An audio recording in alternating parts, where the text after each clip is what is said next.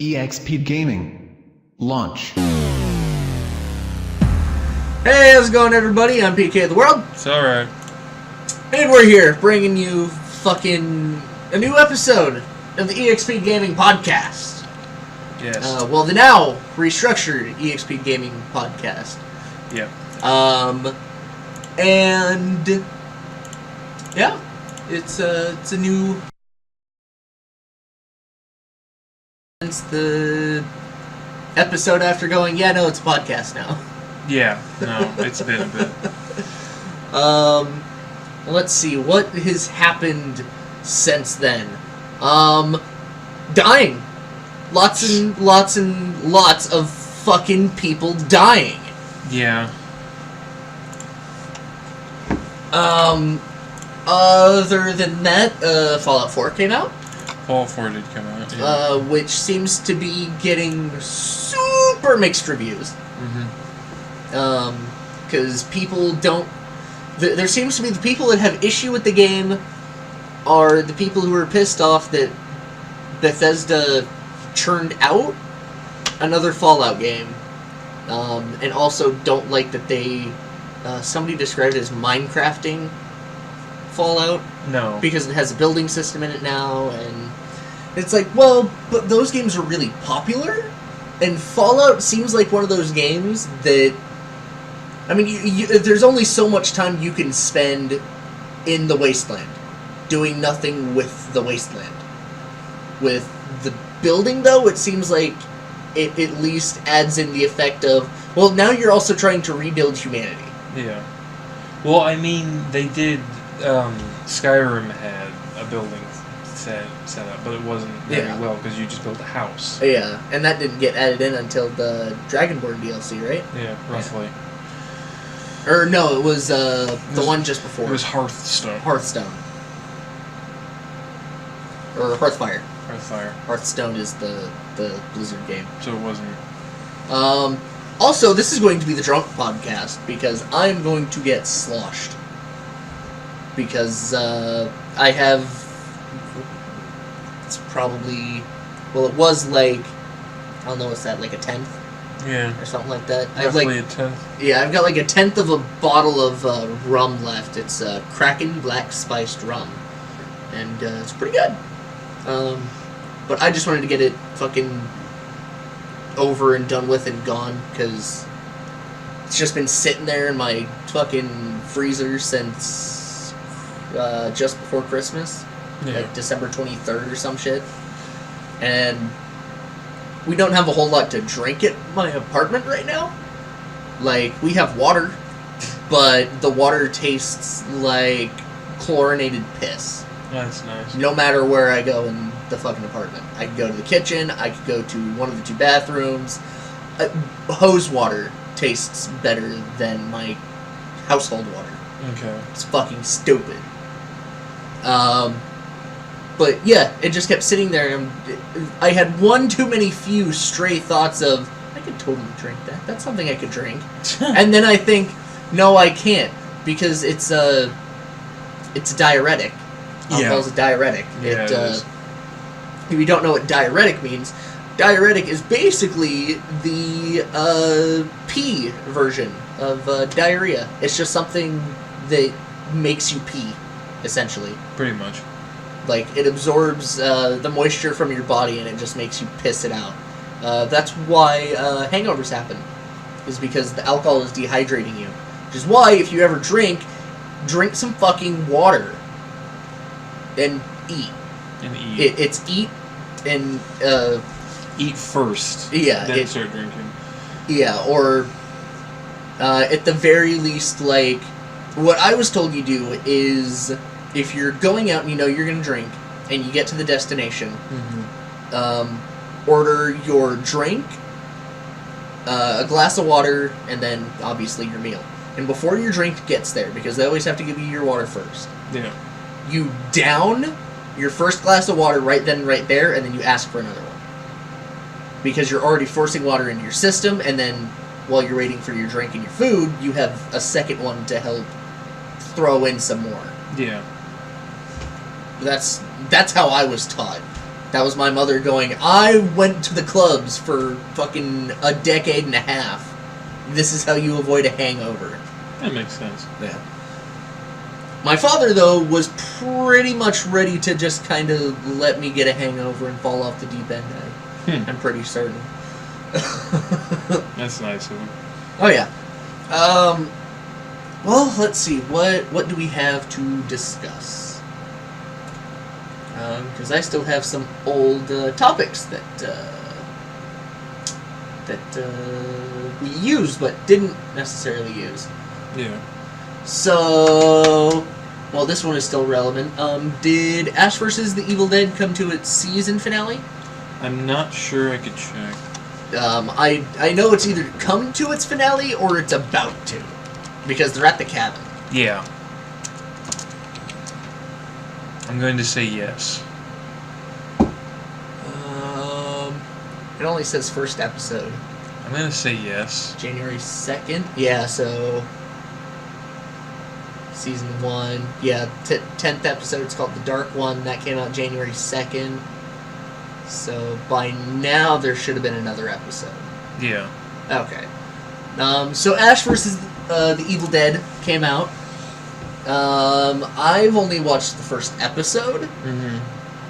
Because it's really hard to watch shows over at my place. I don't have the cable box. I don't have a cable box in my room. Yeah. So the two cable boxes that exist in my apartment are the one in the living room and the one in my grandma's room. And I don't have one. But the first episode is fucking great. No, it is, yeah. Like, nothing's funnier than seeing old-ass Bruce Campbell smack a woman's ass with a fake wooden hand. Yeah. Yeah, it's pretty good. And it really just kind of kicks off right from the get-go. Pretty much. It's just kind of like, yeah, no, this is fucking Ash vs. Evil Dead. We're just gonna throw some deadites at you, throw a bucket of blood on someone, and, you know, that's the start of the show. It's great. It's fucking fantastic.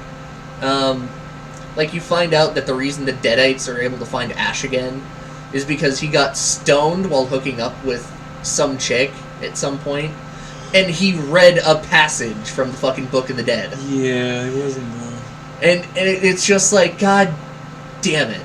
And it's totally believable, too, because I could see somebody who smokes weed going, oh yeah, I got this fucking ancient Book of Evil. It's got some great poetry to try and impress a chick or something. Yeah. I could totally see it happening. Like, our buddy Logan, I could see him doing some shit like that. Yeah. Like, yeah, him or, like, Oscar. Oscar, I could see doing it. All of these people have never been anywhere near the show whatsoever. Well, no, Oscar was almost on an episode that aired. Oscar was almost on an episode, yeah. Yeah. Or he was on an episode that almost aired. Yeah. He didn't talk a whole lot. No. Well, let's see. Ash vs. Evil Dead, pretty fucking good. It's, what did it say? 9.8 on IMDb? Yeah. Yeah, it was pretty high. I mean, I'll agree, at least based off of the first episode, it's not perfect, but it's the Raimi brothers and Bruce Campbell doing Evil Dead. Like, an Evil Dead thing hasn't been done by them since... Army of Darkness. Army of Darkness. Pretty much. Yeah, and they've been consultants on the comic book and the video games, but that's it. Yeah. Like, there actually hasn't been anything that they've made. It's been a while since we've had an Evil Dead thing in that setup. Yeah, something like that to watch. Let's see, after that... Okay, so these are how old these topics are. Topic number 2 is Satoru Iwata's passing away. Yeah, that was a while ago. Yeah, that was a while. That was October? Yeah. Yeah. God, Nintendo is never going to have another CEO like Satoru Iwata. No.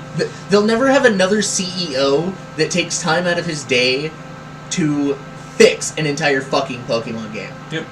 And go, oh yeah, this is how you throw in the original 150. You program in the first game. Mm-hmm. Like, well, he built the entire second game up off of that engine by himself. Mm-hmm. He rebuilt all of Was it Mario 64 he built all of? I can't remember which one. There was another game that had a whole bunch of issues with it in the programming department, and he just pulled some fucking magic out of his ass and was like, "No, it's fine." Like, it was one of those games that was like just about to be released. Yeah. Like it had a week before release. He was the first one to get budget cuts. Yeah. He would sacrifice his own money before everyone else. He's also the first CEO that wasn't like grandfathered in. Yeah. Through bloodline. Like he was the first Nintendo CEO to not be related or to not have a blood relation to anybody in the company. Yeah. That was a previous CEO or something like that. But yeah, Satoru Iwata, he will be fucking missed. Mm-hmm. All we got is Sakurai and Reggie. Reggie's pretty good though. I'm saying that's all we got, but Sakurai and Reggie could probably run Nintendo by themselves, essentially. Yeah. At least Nintendo of America for Reggie. Yeah, at least Nintendo of America. Also, again, this is how old these topics are. Topic number 3 is the first episode of Dragon Ball Super has happened. Which it hasn't. They're actually on either episode 26 just went up, or 27 has just gone up. Okay. But the last episode I know of is 26. So they're a tenth of the way through a series. Basically. Well, through a normal series. It's Dragon Ball. Like, they're probably gonna, at the very least, it's going to be as long as GT was. And GT was 3 seasons? 2 seasons. 2 seasons. 2 seasons in a movie. Yeah. So, there's... And... Well, basically the first arc of Super is Battle of Gods. Okay. It's just like a... It's not a condensed version of Battle of Gods. It really isn't, because it spreads out that story, I would say probably by, like... if Battle of Gods was, like, 5 episodes, I would say how they progress that story is probably by, like, another 10. Because I don't even know if that would be a condensed version, because Battle of the Gods was an hour and a half. Oh, that's right. Okay, so about 3 episodes. So they basically extended it out to, like, 15. Or something like that. Because anything past those 3 episodes is extending it. Yeah.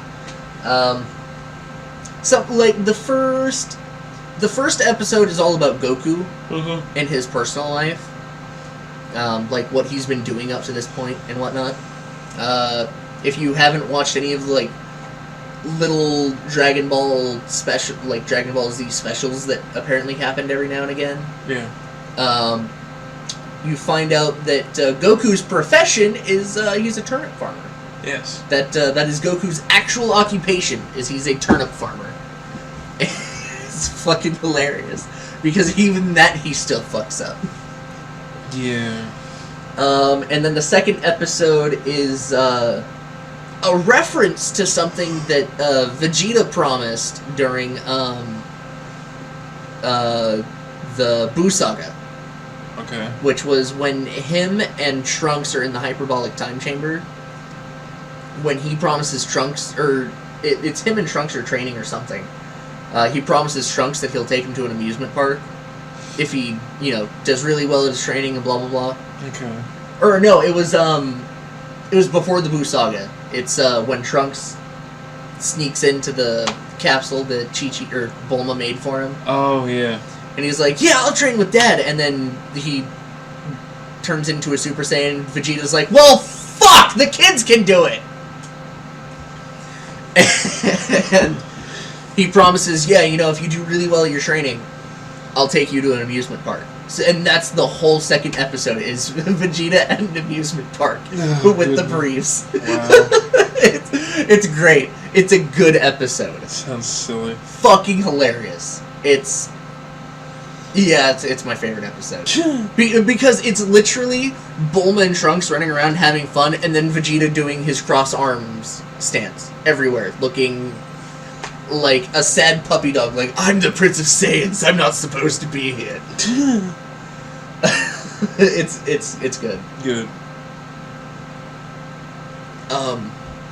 But basically, now they're in the middle of Fukatsu no F. Okay. Revival of F for the American audience. So Frieza's back. He's kicking ass. At this point, it's, in the middle of the fight, Frieza's shown Golden Frieza, Goku's shown Super Saiyan God, Super Saiyan. Yeah. Which makes the naming of it makes perfect sense once you realize how the naming works. Like, it does sound really fucking stupid, but the moment you realize, oh, it's because you're a Super Saiyan God, but you're a Super Saiyan. Yeah. Because you access the power on your own without needing 6 Saiyans of pure heart. Yeah. And it's pretty good. However, right now, they're definitely diverging really hard. From the movie. Okay. So, basically, Battle of Gods and Revival of F are canon. They are specifically canon to Z. Yeah. So what I think is going on is with Super, they're confirming, yes, these two stories are canon, but Super being ultimately a different beast, we have to go off in a different direction somehow. Yeah. And it seems to be that path is going to be multiverse. Okay. Because they've introduced if you watch the intro to Dragon Ball Super, you'll notice that there's a fat Beerus and a highly effeminate Whis. Yeah. Which is saying a lot, because Whis is fairly effeminate.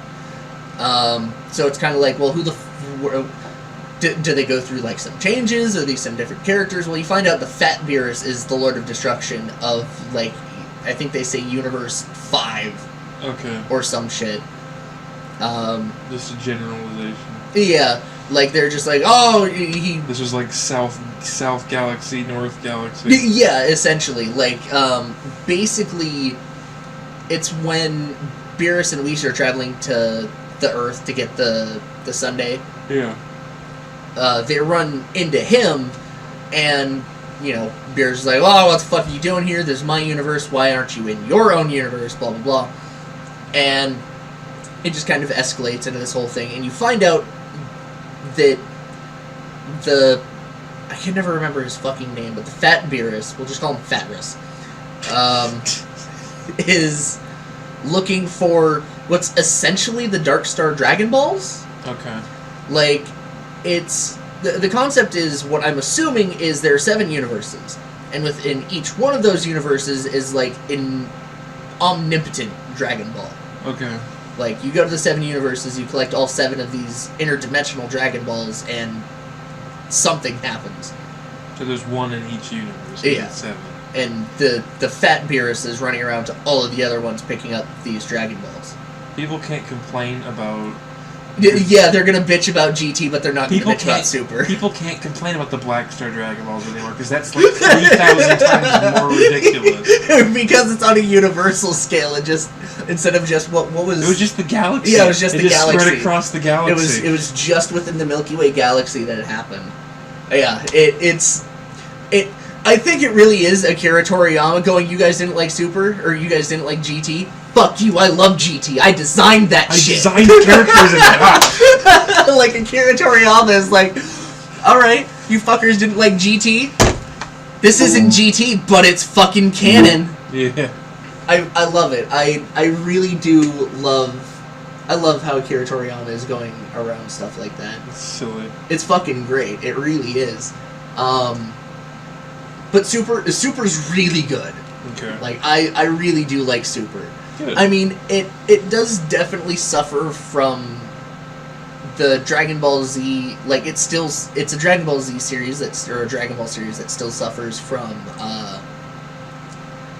basically them blowing their budget on all the fights, and everything else. The animation is just shit. Oh, okay. Like, it's not noticeable while you're watching it, but if you're like me and you're somebody who pays attention to animation and stuff like that, like, that's something you have an eye for. Yeah. It's...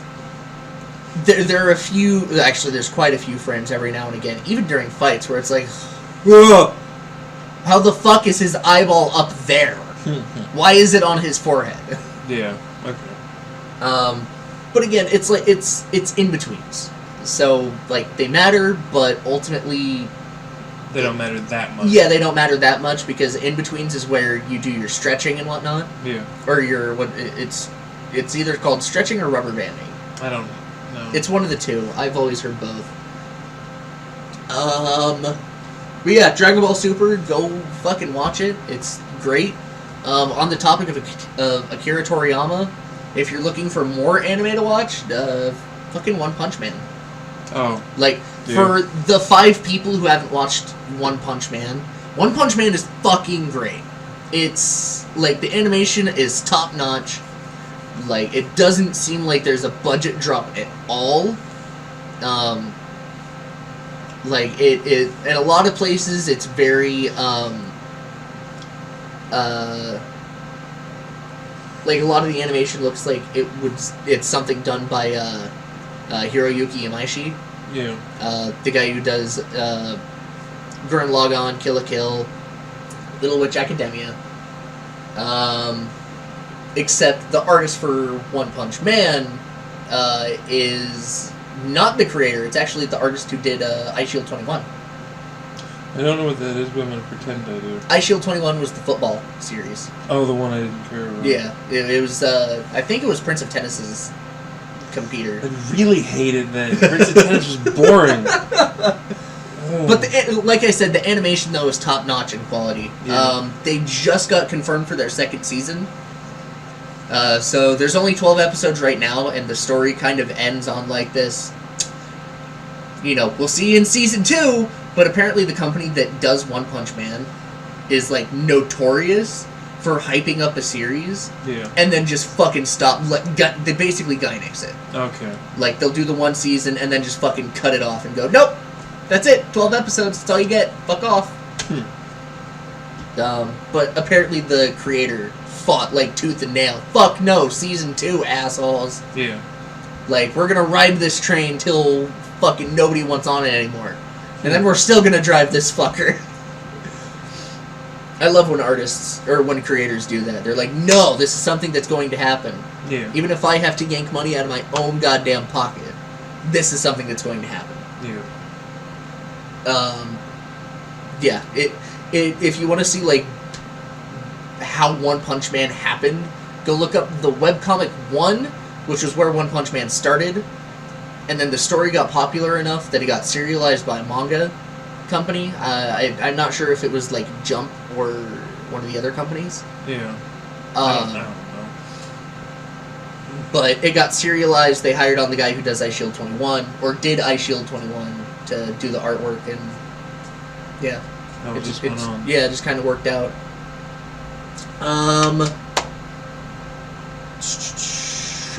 Deadpool looks fucking sweet still.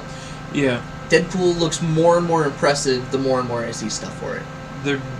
Yes. Well, it's... For, what, the 2 years we were waiting for something from Deadpool, like, everybody was like, shit, they're gonna fuck it up. Yeah. Because of, Origins. Wolverine Origins. Yeah.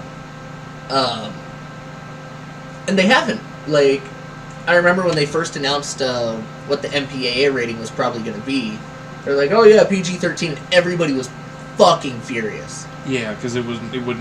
No, it wouldn't work. Deadpool would not work as a PG-13 X-Men movie. No. It really wouldn't. No, it wouldn't. And then they came out and they're like, nope, we lied, it's rated R. And it's great. It, like, they did the scene that they CGI'd and showed everybody and was like, yeah, this is gonna be the movie. Like, they're delivering what people want. Yeah, and definitely. And I'm really happy that, whatever the name of the fucking guy that's behind the X-Men movies, I don't know. I can't remember his name. But I'm really happy that he finally decided, yeah, no, let's actually give comic fans what they fucking want for once. Yeah. Like, it's not that I didn't like X-Men 1 through 3, but as they progressed, they became less and less solid movies. Yeah. 1 through 3 were the better of the original 4. What was the... Wolverine Origins. What was Wolverine Origins? Yeah. Wolverine Origins was shit. Well, mostly because they were like, okay, how do we bring in Deadpool? Oh, okay, this is how we do it. And they brought in Ryan Reynolds, and it was like, okay, that's, that works. Like, Ryan Reynolds would make a pretty good Deadpool, and they said, oh, no, but he's Wade Wilson. But he played Deadpool. Because he's Wade Wilson. Yeah. Because he's not Deadpool, he's Wade Wilson. Yeah, he's Wade Wilson. Like, before Wade became Deadpool, he was similar enough, like, he was still the merc with the mouth, but he wasn't Deadpool. Yeah. Yeah, it just, I don't know, it's weird. So Deadpool looks like it's going to be fucking great. It looks like they're going off of his original 90s run. It looks like when they gave him his series. Yeah. Because they have Al. And if you don't know who Al is basically a little old blind woman that he took hostage that basically became his live-in nanny. Like, she essentially she got that thing when you start to feel empathy for your captors. Oh, Stockholm Syndrome. Yeah, she basically got Stockholm Syndrome. However, it seems like the big difference in this is he knows Weasel from the get-go. Like, Weasel is a friend of his. Yeah. Again, if you don't know who Weasel is, Weasel was Deadpool's, like, tech guy. Yeah. It's thanks to Weasel that Deadpool has his global transporter unit. Which is why in like his 90s run or his late 90s run he has that big fucking weird strap thing with the circle on it. Yeah. Is because that's the like a later prototype or something of his interdimensional transporter.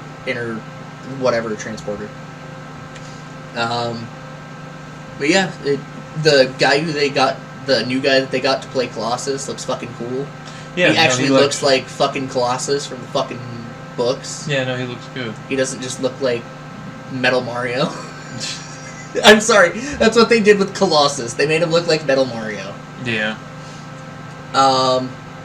Yeah, Deadpool looks fucking cool. I can't wait for it. February 14th? Or 16th? 14th. 14th, so it is on Valentine's Day? Yeah. Perfect. I know where I'm going on a date with myself. That was redundant. Oh yeah. Well, the header is X-Ray and Vav Season 2 started. Again, this is how old these are. But actually, I'm going to change that into X-Ray and Vav is finally getting a DVD release. Oh, there you go. I think it's just because of how short X-Ray and Vav is compared to, like, Red vs. Blue and Ruby and Strangerhood now that Strangerhood has a Season 2. Oh, yeah. Took them, like, Yep. 5 years to do a Strangerhood Season 2.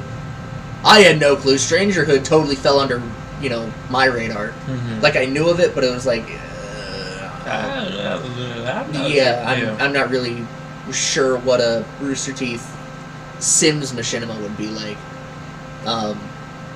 But, yeah, so X-Ray and Vav, Seasons 1, 2, and then a whole shit ton of extra stuff. Should be out on DVD. Well, they announced it at the end of December, so I would imagine that it's probably coming out in, like, March. Probably. Like, definitely 2016 sometime. Let's see. At this point, this is, like, most of these topics at this point are just me being fucking stoned and having no idea what to do. Oh yeah, the Goosebumps movie starring Jack Black as R.L. Stine happened. That. Was it good? Yeah. Really? People won't think it was good. But it's I like liked it. Yeah, as like old school Goosebumps fan, like it's definitely that's who it's geared You towards. will like it if you read Goosebumps because you will go, I remember that thing, that was the thing. If you like Jack Black, you'll go, I like Jack Black, he's in this movie. If you don't like teenagers, you will hate this movie. Okay, this is what I have to ask as a Goosebumps fan. Did they reference the Haunted Mask? No. No! Not directly. Ah, but the The Haunted Mask was the good one. It wasn't like the main thing they referenced. Oh yeah, where the main ones they referenced were Yeti, Stay Out of the Basement, Attack the of the Lone Gnomes, Gnomes or whatever Dummy? that was. Yeah, it was Attack of the Lone Gnomes. The Night of Gnome, the Living Dummy. Night of the Living Dummy. The Living Car one. Oh, where it was like a monster car. Yeah, It was like the Praying Mantis. oh, the big one, Yeah. the big print. Yeah. And the other main one was the weird plant things that were like living vines that attack everything. Oh, okay. Those are the main ones. Okay. Like everything else was there, and there are some shots where they show a lot of them and they're in the background, but it's not like main focus for some of them. Okay. Fuck! The Haunted Mask was my favorite. Is my favorite. I still go back and read Haunted Mask, and it's like, holy shit, this is actually a good book. I never read Goosebumps. I loved him. Well, I was too busy reading a series of unfortunate events in my childhood. Netflix is doing a... I know, I don't care that much. I'm at least interested, because although I love the movie, I love... The books were out of order in the movie. No, they did it in proper order. They did Bad Beginning, Reptile Room, Wide Window, which was the first three. And then they did Bad Beginnings, ending at the end of Wide Window. Yeah. I keep forgetting that they ended the third movie with the first book's ending, or the end of the you know what I fucking mean. It's fucking stupid. I like Jim Carrey as Count Olaf though. He wasn't evil enough. I never pictured Count Olaf as a goofy character. I pictured him as just pure evil. I never took Count Olaf seriously in my mind. Like, as a villain, he... Even by like the 11, 12, and 13 books where he's threatening to push kids off of mountains and doing other horrible things to them. Well, I stopped reading... He fed their aunt to leeches. Yeah. Well, I stopped reading... Oh, yeah, she was an aunt. Yeah. I stopped reading... it was just before, or I might have read Carnivorous Carnival. Okay, so you were like 8. Yeah, I was fairly far into the series. However, my mother read all of them and said, "You're better off staying where you were." The dude, the kids in the balloon from the school one actually do make a reappearance. Oh, they do. Mm-hmm. That one was the 7th one. Yeah. I think. Yeah. They make a reappearance eventually. Yeah. Well, it's the end of the school one where they're in Count Olaf's trunk, right? Yeah. Yeah, at the end of that one. Yeah. That's where I left off. Was the school one. Because 11 was Slippery Slope. Yeah. 12 was, I don't remember, it was about a hotel. And 11... Hostel Hotel. Hostel Hotel. Hostel Hotel and then the end. And 13 was the end. Yeah.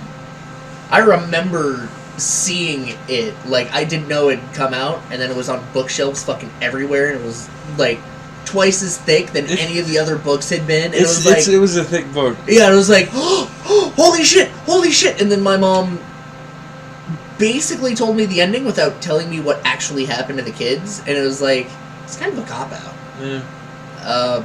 I'm avoiding spoilers on it, because, like, I know there's still enough people out there who haven't read them that would love to. And with the Netflix series about to start up, I know there's going to be a whole bunch of people going out and picking up Series of Unfortunate Events again. Lemony Snicket's, the Series of Unfortunate Events. Yup. He has another series out right now. Still under Lemony Snicket. Yeah, I was looking at it. Yeah. It's sort of like a detective novel, except you're doing the detecting. Like, the reader is supposed to piece together what's going on by themselves. Mm-hmm.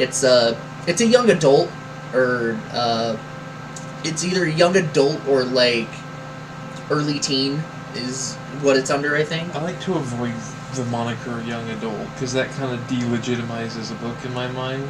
Well, to me, it because doesn't. Because The Lovely Bones was a young adult novel, and Hunger Games was a young adult novel, and Twilight was a young adult novel, and...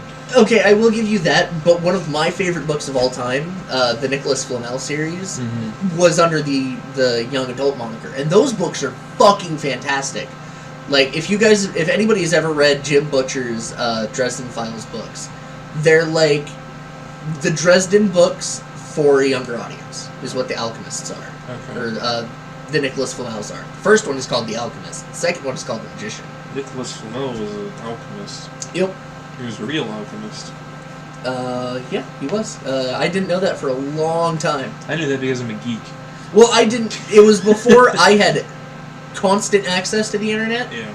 So I just took it on the word of Harry Potter as like, oh, okay, you know, just a fucking random character thrown in, just by name. Like, well, they always threw in fucking names like Merlin and shit like that, too. So for me, it was like, oh, okay, it's, you know... Because Harry Potter was set in England and Scotland. Yeah. So I was just like, oh, okay, fictitious character. And then I came across I came across Nicholas Flamel's name later, because I started to actually study alchemy. Yeah. Which I know sounds really weird, but I was actually looking up information on it. Yeah, I would say young adult doesn't legitimize, or... Doesn't delegitimize? Yeah, it doesn't delegitimize a book. It to me, it's like, you know, a G rating on a, you know, movie, or a E on a... Have you seen G... First of all, when was the last time you saw a G movie? Yeah, they haven't made a G movie. Yeah, the G rating time. has not existed for a while. It's all been PG or PG-13. Because I can't. But okay, fine. Then I'll go even better than that, because G would technically be like baby books by that standard. By that standard, PG-13. it'd be PG-13. Yeah. Which is allowed one swear word and slightly off-screen violence. Yeah, that sounds like a young adult novel. That sounds boring. I guess it's just because... Some young adult novels are fucking boring. Have you read Hunger Games? No. Have you read Maze Runner? No. Those books are fucking boring. I've avoided them specifically. And then lorded over the fact that Battle Royale was amazing. I tried giving those books a chance. Like, Hunger Games, I tried giving a chance, because before the movies came out, our friend Logan was like, dude, you gotta read these books. Like, they're about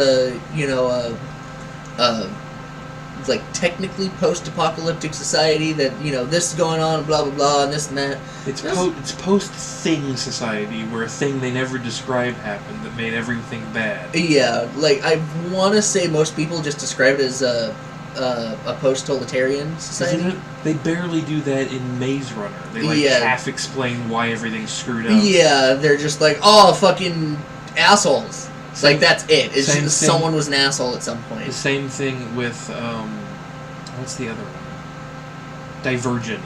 They, half-explain why everything is a thing. At least with Mad Max, they were like, people fought over gasoline and water. Fucking go. Yeah. Like, that's the start of Mad Max 1, is people started fighting over gasoline and water. And then a big car crash fucking happens. And they just start you off. And then that movie is nothing but dialogue until halfway through, when Max's wife and daughter get fucking run over. And then he becomes the character from Road Warrior onward. Yeah.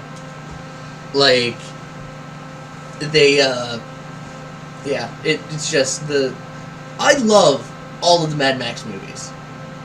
However, I'm saying that because I went to go see Fury Road first. Mm-hmm. Like, I went to go see it on It was still made by the same man. Yeah, it was made by the same guy. Greg Miller. Yeah. Greg Miller said he's not doing any more Mad Max movies. Good. Because, well, for one, he said those movies take fucking forever to make. Well, yeah, they're mostly practical effects. Yes. The last one wasn't entirely practical effects. Yeah. Well, the last one wasn't entirely practical effects because he wanted to point out to people, hey, yeah, you can still have practical effects and enhance them with CGI, and the movie looks fucking solid. Yeah. Actually, the movie looks better than most of the mostly CGI movies that have come out lately. But they're incredibly taxing and expensive to make. Yeah. And he writes and directs and produces them. Yeah, so he's basically going everywhere out of pocket on his own. Like, Quentin Tarantino has made 8 films that he's written, directed, and produced. Yeah, but we don't talk about Tarantino, thanks to Ridiculous 8. Not Ridiculous 8, it's not his movie. Well, yeah, it's a fucking Billy Madison flick. Yeah. Or not Billy Madison, Happy Madison. Happy Madison. Hateful Eight is a good movie. Yeah. I watched Hateful Eight. I want to give it a chance. Like, I kind of want to give it a chance, but at the same time, like, oh no, that's right. That podcast never came out. Did you like Django? Django Unchained? Yeah. I enjoyed the fuck out of it. Okay. That's it. Because that's the last movie he made, and it has a similar feel and aspects. Oh, okay. Well, but he seems to do really well with timepieces. He does. Like, well, but the difference. And you like Reservoir Dogs. Oh, I fucking loved Reservoir Dogs. That movie was fucking great. I'm so happy you showed that to me. I don't know. I hate it when I let the politics behind a movie kind of overshadow the movie itself, because I don't think the politics of a movie should ultimately define the viewing experience of the movie. Yeah. But so when Ridiculous 8. Which one? His movie? Yeah. His movie? Hateful Eight? Hateful Eight. Fucking, yeah, that one. Hateful Eight. No, it's Ridiculous 6. Ridiculous 6. Yeah, it's Ridiculous 6, and yeah. And Hateful Eight. Hateful Eight is because it's a parody film, technically. Ridiculous 6 is a parody film. Yeah. Hateful Eight because it's the 8th film in a series and it has 8 main characters. Yeah. So basically what was going on surrounding that whole movie. For one, Quentin Tarantino jumped out of that movie for a while. Ah. He was like, I'm not fucking directing this movie. And then came back. So that's part of why I'm like, if Tarantino was like, no, fuck this movie. Yeah. But ultimately he did come back to it. But, you know, you can read into it however much you want. But basically, so Adam Sandler, because it's a Happy Madison production. A Ridiculous 6. Yeah. Adam Sandler went to a tribe, a Native American tribe, and said, "Look, we need extras for this scene, and for these these scenes in this movie, blah blah blah. Can we get some just some body actors, some extras?" And the tribe said, "Sure," but they added stipulations that the tribe would be respected on offset. They weren't just going to be jokes like how most parody Western films are. They just turn the Native Americans into fucking jokes. Yeah. Basically all they were asking for was respect. Yeah. Like, that's all we're looking for. Treat our traditions very well, blah blah blah. And Adam Sandler did fucking none of that. In the movie, the Native Americans that they come across are supposed to be Wenatchee, Cherokee. In Ridiculous, I didn't watch Ridiculous 6. No, in Hateful Eight. There are none. No? No. They must have cut those scenes then. But basically what was happening was, like, they were supposed to, the tribe in the movie was supposed to be, like I said, Wenatchee or Cherokee or Blackfoot or something. But they went with the stereotypical Native American dress, which is they basically dressed them up like Apaches. Oh, okay. Which is, Apaches are nothing like Cherokee. Yeah. Like, it's in Native American terminology, comparing an Apache to any other tribe of Native American is like saying that, like, Koreans and the Japanese are the same fucking thing because they all have slanty eyes. Mm-hmm. It's to them it's the same fucking thing.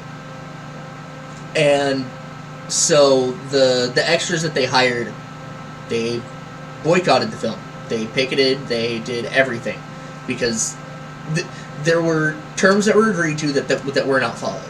Yeah. So the tribesmen were fucking furious. I'm sorry, that's understandable. Yeah. Like, you were promised these conditions, and then the guy who promises them goes around and says, "Yeah, no, fuck you. I'm just going to be a racist, bigoted asshole."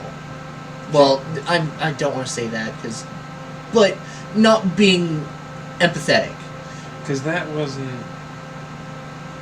Are you sure that's not Ridiculous 6? Is Ridiculous 6 newer? It's made around the same time. Like, they made it the exact same time. Really? Roughly. It came out a little bit earlier than Hateful Eight. And there are no Indians in Hateful Eight. There's a lot of black people, because it's Quentin Tarantino movie. Yeah, I could have sworn it was Hateful Eight, because I kept seeing Adam Sandler's name thrown around it a lot. That's Ridiculous 6. Adam Sandler didn't touch Hateful Okay, Eight. you kept telling me one or the other. And it was, okay. Ridiculous 6 is the Adam Sandler okay. Ridiculous 6 is the one I'm talking about. Okay, then you could avoid that. And it just, I don't know, it soured the movie for me. Like, I fucking love Terry Crews. Yeah. Any movie with Terry Crews, it's like, nope, that's my Terry Crews movie of the year. Gotta go watch it. And now it's like, well, fuck, I don't want to watch this movie. Because I've started boycotting Adam Sandler movies entirely, because they're not... He's a black hole of a person. It's not a bad thing, and he's him. Yeah. But they're no more original ideas. Yeah. Like, Pixels was original idea, I guess, but it's not like Billy Madison or Little Nicky. God, Little Nicky. I will always argue Little Nicky is the best Adam Sandler movie. So it's not like an original, interesting idea. It's just weird, goofy parody reference material. Most of his newer movies have been. Well, that's... Even Grown Ups. Oh, yeah. Oh, especially Grown Ups. You know what I feel like his last good movie was? And most people would tell you it's something from, like, the 90s. I think, like, 2003 is when this movie came out. 8 Crazy Nights. You actually like 8 Crazy Nights? I fucking love 8 Crazy Nights. I can recite that movie word for fucking word. Okay. Like, I haven't watched it. I love it. It's great. It's definitely... If Little Nicky is the best Adam Sandler movie, to me, 8 Crazy Nights is, like, just behind it. Okay. By, like, a tiny margin. It's fucking hilarious. Like I said, I know that movie inside and out. I watched that movie for, like, a month straight when it came out. Wow. And then pretty much every December after that for a solid 3 or 4 years. Wow. I love that movie. Yeah, Adam Sandler has run out of Adam Sandler ideas. Which is sad. Yeah. Jim Carrey, though, he got smart and was like, I'm going to step away from movies for a while. Or do very few. Smart as Bill Murray, who's just like, I'm not going to touch anything unless I want it. Yeah. Well, yeah, but it's Bill fucking Murray. I'll leave. Like, Bill Murray can do whatever he wants. I can threaten you with my not doing your thing. Yeah, I mean, I do really want to watch it because ultimately, like, I love Adam Sandler, and I want to give him one last chance, but... And, well, I mean, they got the kid from fucking Twilight to be a Mexican stereotype, so that can't be too bad. David Wafner. Yeah. Whatever his name is. Yeah, Shark Boy.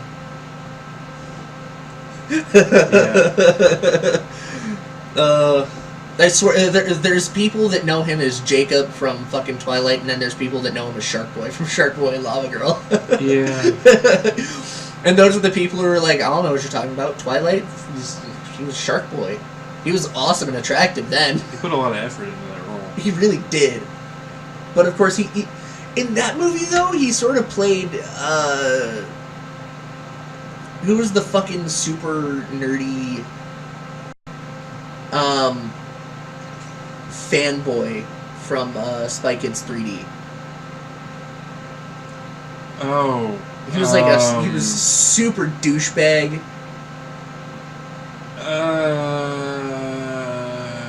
But you know the character I'm talking about. Yes, he replaced Gary Giggles. Yeah. Too. Yeah, that was his whole role, was to replace fucking Gary. I don't remember anything from Spy Kids 3 except for Frodo showing up and and Sylvester Stallone and his 3 multiple personalities. And then Steve Buscemi with broken 3D glasses. Yeah. Like, they had to keep that fucking gag going for some stupid reason. Yeah, I remember almost nothing from 3. The 3 3 is like a bad acid trip. There's a 4. We never watched the 4. 4 was the drunk bender you go on that you end up, like, fucking a cow during, That's like, and you never talk about it ever again to anybody. That's like how You go to therapy to forget it. I watched Home Alone 1, and I watched Home Alone 2, and I watched Home Alone 3. And Home Alone 3 isn't the same, it's not as good as 1 and 2, but it was still good. Yeah. And for the longest time, I was like, yeah, that's all there were. And I never knew they made a 4. And then I watched it. And then you were severely disappointed. And went, where did they go wrong? Oh, God, that. Let's see, next. Oh, okay, that's right. That's how I was somehow magically able to link these 3 fucking things together that shouldn't somehow magically be able to be linked. So, I was watching, Jesse Cox Okay. and Scary Game Squad play Soma, Yeah. which they still haven't finished. Of course not. I haven't even finished it. Fucking Jesse Cox. Because I can take breaks from that because I can't play it for that long. Well, it's made from the guys who did Amnesia, right? Yeah, I can't play Amnesia for very long either. Yeah. It's not because it's scary, I just have a problem with... They're both very tense games. I have a problem with its motion blur. Oh, okay. All over, it gives me a headache, and I Okay. can't play it for too long. I understand. It's that. one of the reasons I can't play Dead Island anymore. Aside from the fact that merely thinking about Dead the Island's game. a piece of shit. But it has unturn-offable motion blur. Yeah. So I was watching that, and they were trying to figure out how, like, they basically had an internal discussion about, like, how you could, spoilers if you don't know any of the story for Soma, sorry, how you're able to transfer a human mind into a computer. Yeah. Because ultimately, the human mind works off of seemingly random firings of synapses. Theoretically, yeah. Yeah. Well, I'm just saying that because I don't know. Like, I don't know if every synapse, like, if we know as a scientific species, like, if we know, yeah, no, every synapse that fires has because we don't purpose. We don't completely know what a conscience is. Yeah, so it's a whole bunch of underlying discussions and sciences. Consciousness is a confusing thing. Oh yeah, well, we know how to detect consciousness, like self-awareness. Yeah. But that's the only thing we know. But they had an internal discussion on, you know, how could you transfer a human mind into a computer and have the human mind still be intact, like have that person still be them. Yeah. And well, I got to thinking about it, and so in The Matrix, part of the whole thing is, you know, the machines use us as batteries. Yep. Because we blocked out the sun. Yep. Their revenge was taking us. Yeah. And here's my line of thought. I wrote it down. This also trails into Breaking Bad. Okay. Fucking magically. I typed it up while I was fucking stoned Of to course. try and help me out. So, okay. In Breaking Bad, Walt and the woman that he had an affair with, or he was once with and had an affair with Skylar, her. The wife of the guy of Grey Matter Industries. Oh, okay. The guy I hate. Yeah. Yeah. When that does the flashback to the two of them talking about the things that make up the human body, Yeah. and coming up with like a .98 whatever percentile, or it's like a .9993 Yeah. or some shit. Like, it's a very, very small percentage of something that's missing.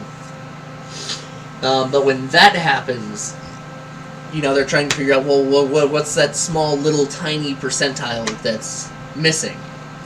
And I thought about it. What if it's the firing of synapses?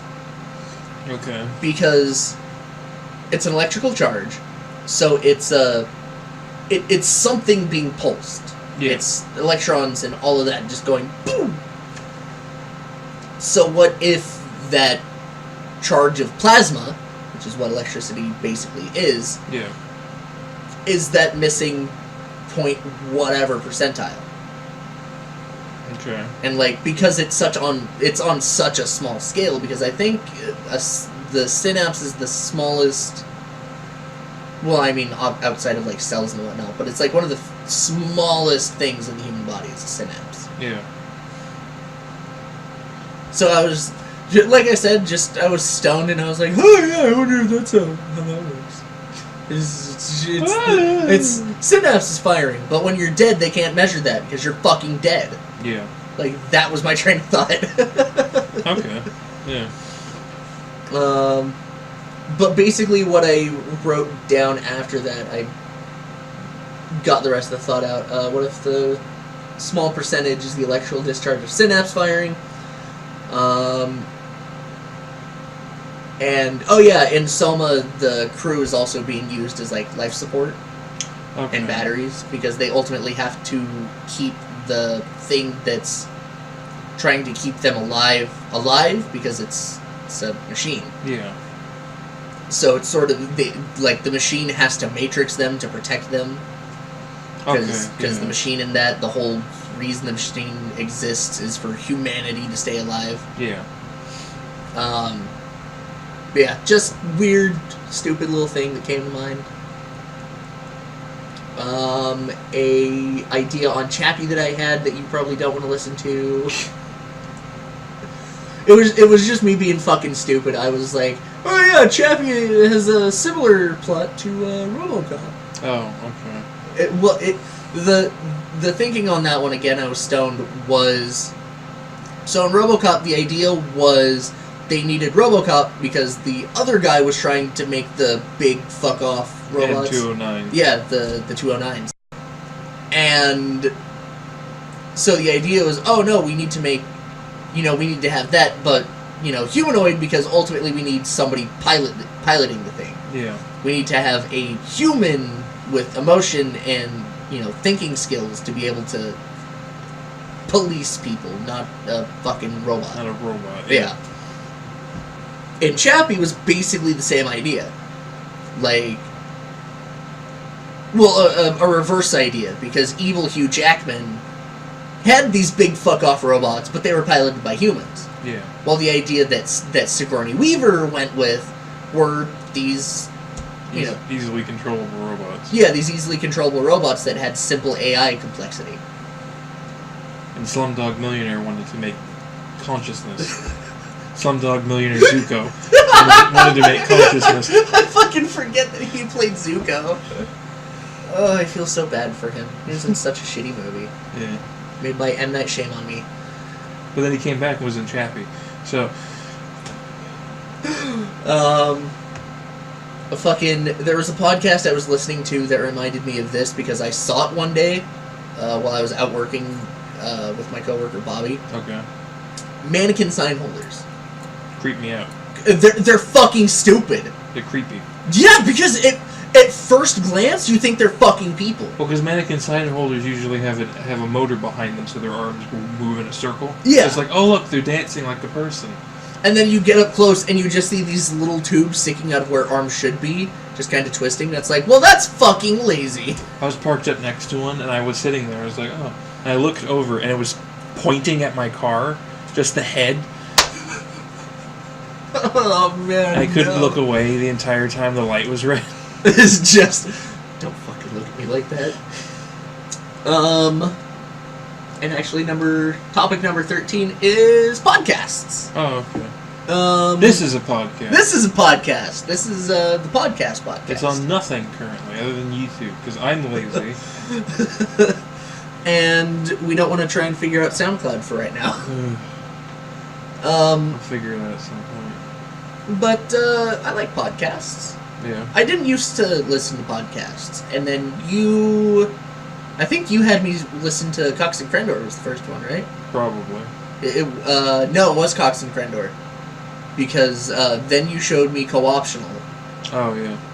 And then after that, I basically went to under my own steam, I went to the RT podcast, Off Topic, which is the new Achievement Hunter podcast. Okay. And I started watching Co-Optional by myself.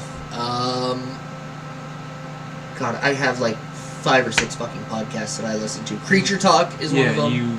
Creature Talk. Yeah. Creature Talk I wish would happen a little bit more frequently, though. But I understand the creatures are a bunch of assholes who don't have timetables. You don't have a timetable. Well, I don't have time, and I don't have very many tables, so it works out. Horrible joke. It's a horrible, awful joke. I'm sorry. What does it leave me with? I have a desk. Yeah, And no time. You have a desk that got improved upon. True. Like, you had a very simple desk, and then your dad came along and was like, no, I'm gonna build you a fucking desk that's like 8,000 times better than this one. And he did. I'm still using that desk. Well, yeah, but this desk is basic. Your old desk is the groundwork for your new desk. Yeah.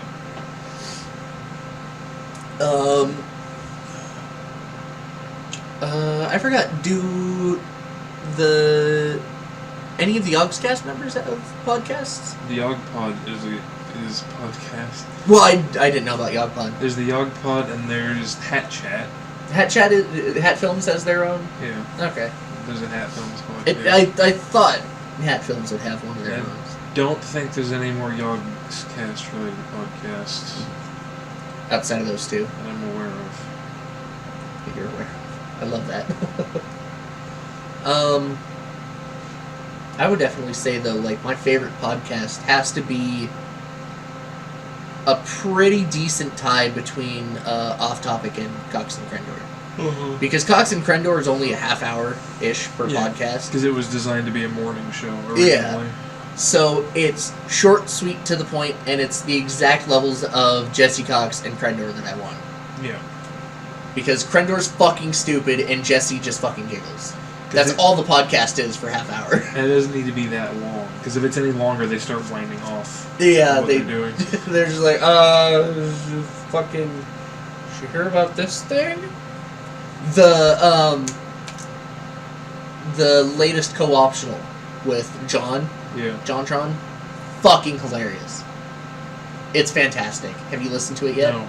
You have to watch it. Because I don't have like 3 hours at a time to sit and do that. It's good though. I'm too busy replaying Bloodborne for the 15th time. It's John slowly descending into madness and bringing everybody else along with him. Oh, good. That's normally what the Crendor podcast versions are. Except with JonTron. Because Crendor's the throw-in when they have no one else, and he usually just destroys what they're doing. Well, apparently that's the only reason TV has had John on twice. Because that was his second appearance. Fucking great. It was such a good podcast. Off Topic, I enjoy because it's 2 hours of the Achievement Hunter guys bullshitting without a video game. Yeah. And I love listening to Jeff bitch about everybody. Yeah. Because if you don't know, Jeff is the boss of Achievement Hunter. Jeff Ramsey. Yep, Jeff Ramsey. And He's his wife, Griffin. Yep. He's the voice of Griff. Yep. And his wife's name is Griff. Griffin. And, no, Griffin doesn't voice anybody in RBB, if I remember correctly. Because, the voice actress for Tex was Kathleen Zulch? Yeah. Or Zulk? Or, I'm fucking butchering her name, I know I am. Usually. But I'm not mistaken, she was the voice for Tex. Or I could be wrong, and she's the voice of fucking Carolina. I don't know. Somebody prove me right, wrong in the comments. I'd appreciate it. Prove me right, wrong. Most people have an issue with being proven wrong. I welcome it because I'm learning, Yeah. Like, oh shit, I was wrong about that? Okay, no I'm not, because now I know. Yeah, learning is nice. Yeah. Yeah, podcasts are great for if you have nothing else to watch or listen to. I should actually start going at Dude Soup. Which is the Funhouse, yeah. Podcast. Apparently, you remember Achievement Hunter Live last year? Yeah. Apparently there's going to be a combination, basically Achievement Hunter Live is coming back, except some form of, like, Dude Soup is getting thrown in. Oh. So, yeah, it's going to be, some combination of, Achievement Hunter, Funhouse, and, Screw Attack is apparently also Rooster Teeth. Yeah. I didn't know that for a while. For people that care about wrestling, I listen to Going in Raw. Going in Raw, yes! Which is with... What are their names? I listen to it weekly. Well, it's Nerd Cubed. Nerd Cubed is a part-time thing. It's mostly Steven Larson. Oh, okay. They're... How old are they? Like 30-ish? They're like 30-year-old guys. They both have kids. Steve just got a kid. Just had a kid. he just He popped acquired one. Just squatted on the side of the road and was like, look, there's a baby. And they do goofy little things. They play a lot of games and other random things. They play a lot of Raw. The WWE 2K16. Games. Yeah. So they just do a wrestling podcast that has all this... If you care, because they'll go over that week's Raw. They'll go over the NXT. Yeah, NXT. They'll go over dirt sheets and back stuff, all the behind the scenes stuff, and they'll go over the specials too, right? Pay-per-views. Yeah, pay-per-views. Yeah. They talk about SmackDown at all, or is it just Raw? They usually talk about Raw, but they'll mention SmackDown if they've watched it. Okay. I never understood why the two were competing. Like, I always watched both. Because it was like, it's fucking WWE. Who the fuck cares? Like, I understood Raw had a completely different roster than SmackDown, vice versa. Yeah. But ultimately, to me, as a young viewer, it was like, it's fucking wrestling. I don't care. I want wrestling. Yeah. Which is probably why we'll be subscribing to the WWE Network. Definitely. It's because I don't fucking care about which is better, SmackDown or Raw or NXT. I want fucking wrestling. I don't care which network's better as long as Kevin Owens is on that network. I just love all the John Cena jokes. I'm that wrestling fan. Oh, okay.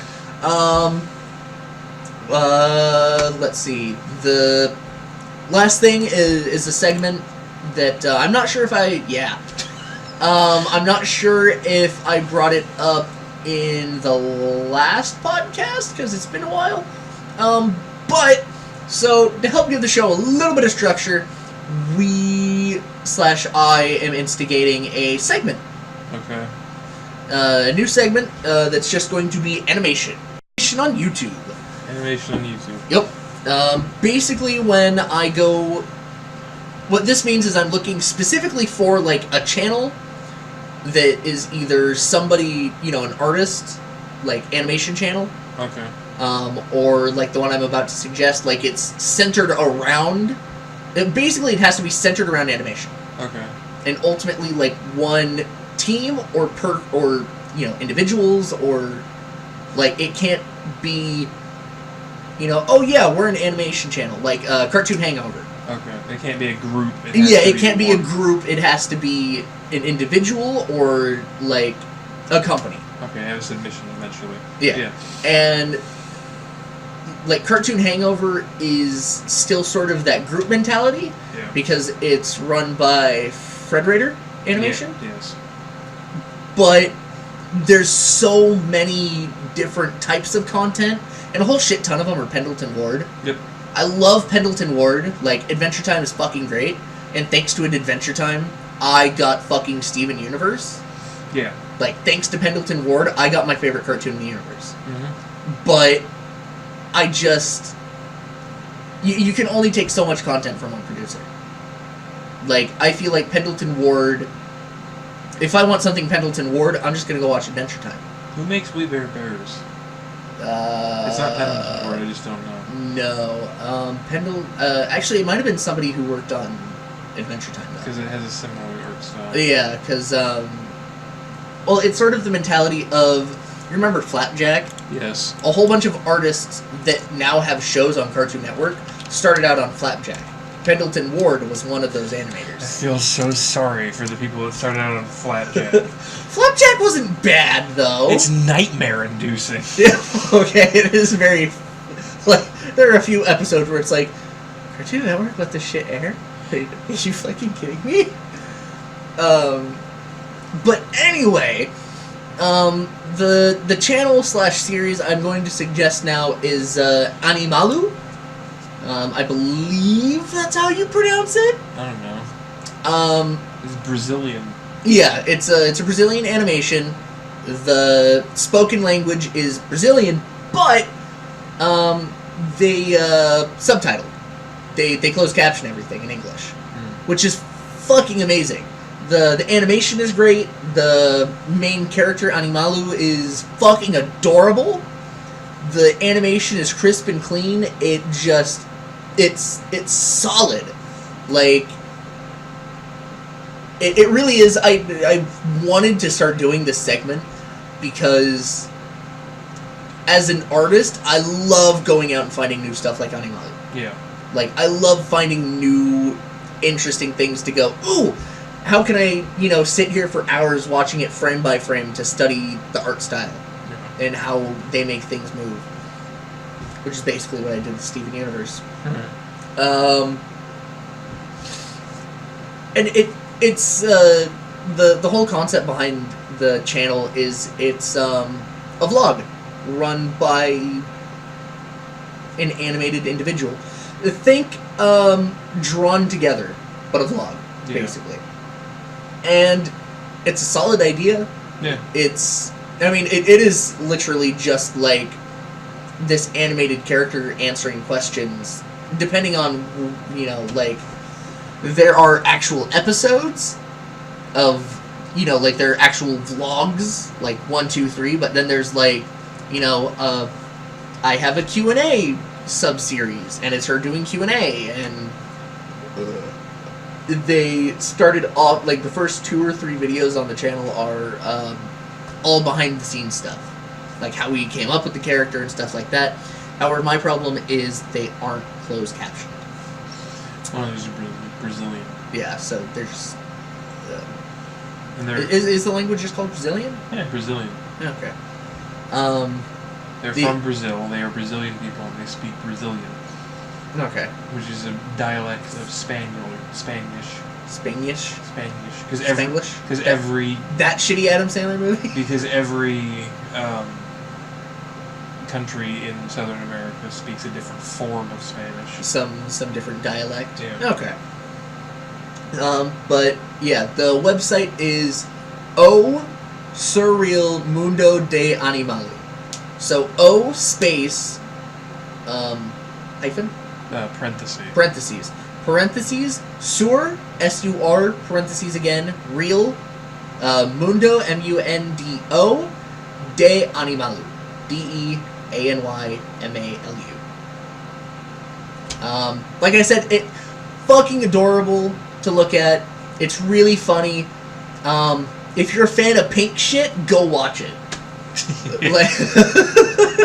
Like, that was my whole draw, was I was like, oh, another cute pink cartoon character. Perfect.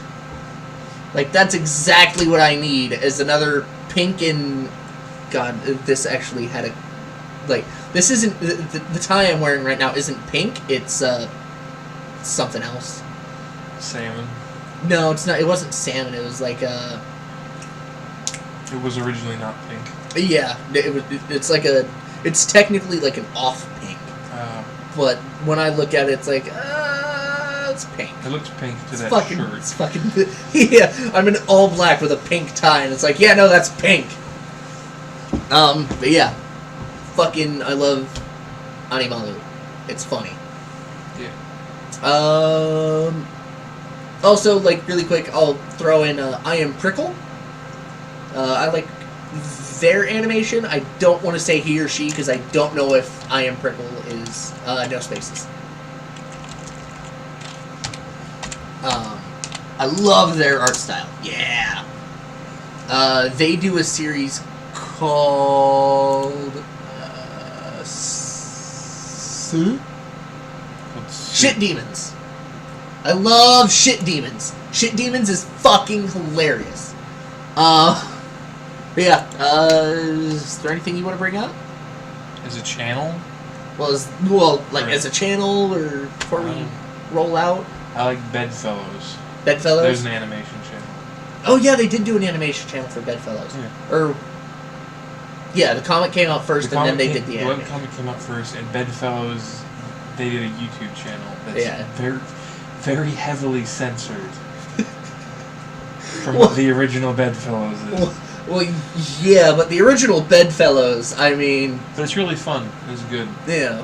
And I've been watching, because the dude that made a side channel where he just doesn't... He made a side channel as another excuse to do nothing while still not making Bedfellows episodes. Well, part of the whole idea behind Bedfellows is basically like sexual and gender freeness, essentially. From at least that's like a feel I got from it. Yeah. Yeah, Bedfellows is fucking hilarious. I can't believe I totally forgot about Bedfellows. Beep, beep, this is fucking alarm going off. So. So I think that's it. We've thrown out 3 solid animation channels to watch. Yeah, I think that's really it. Outside of, like, we didn't do reviews or previews. Yeah.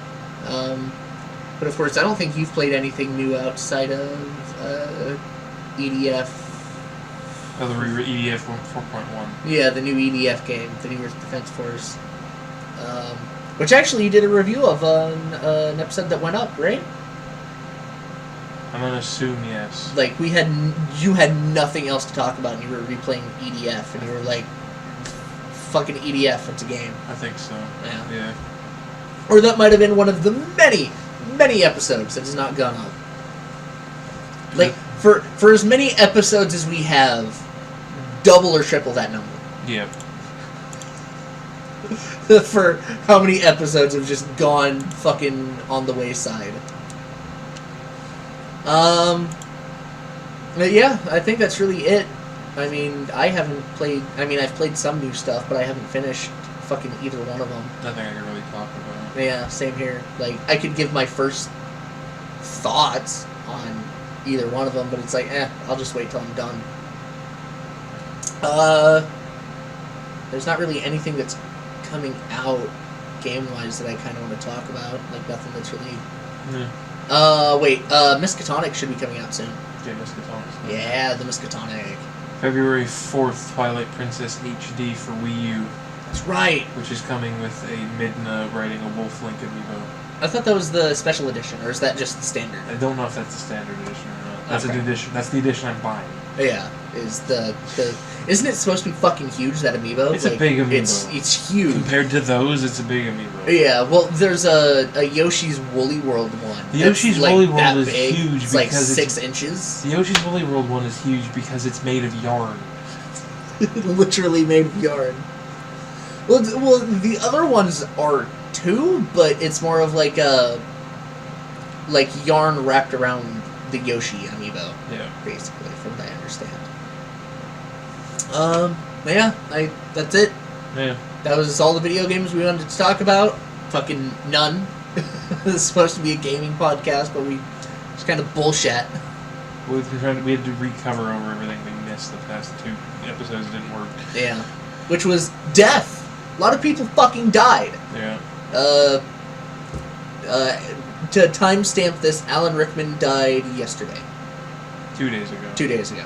Yeah, Alan Rickman died the day before yesterday. David Bowie died earlier last week. Yeah. And Lemmy Kilmister. Yeah, and then the year started off with fucking Lemmy Kilmister. And then, of course, 2015 was Satoru Iwata, Sir Christopher Lee. Oh yeah, Christopher Lee died. Yeah, Christopher Lee died. Count Dooku died. Count Dooku. Count Dooku, Count Dracula. Saruman. Fucking... God, man. Like... Count Dracula. Half the people that would ever watch this will never know that he was Dracula in anything because he was really young in those. Yeah. For a second, I wanted to say Bram Stoker, the Bram Stoker one, right? I was like, no, Yeah. you fucking idiot. That one was like 90s. Christopher Lee would have still been an old fucking man. Yeah. Ugh. And Oh, he was in a 50s movie. Oh, okay. He was in the 1950s Dracula. Look how good he was as Dracula. Damn. He was a good Dracula. Actually, I would say he's a more iconic Dracula because of that one. That one right there in the middle. Top. No, That one. Because of that frame, I would say he's a more iconic Dracula than Bela Lugosi. I have to add that to the video. Yeah. This one Christopher Lee panel. Yeah, that's it. Yeah. It's an episode. We'll be back next week, hopefully, or well, not next week. Soon, at some point. We won't make a promise. I've learned to just keep. Yeah, I've learned to end these podcasts with that. Is just we'll be back eventually. Don't hold your breath. Yep. But if you do hold your breath, you'll die. Because you'll be holding it for a long time. Yeah, so that's the episode. We'll see you whenever the fuck we decide to get off our lazy, fat fucking asses. And, bye. Bye.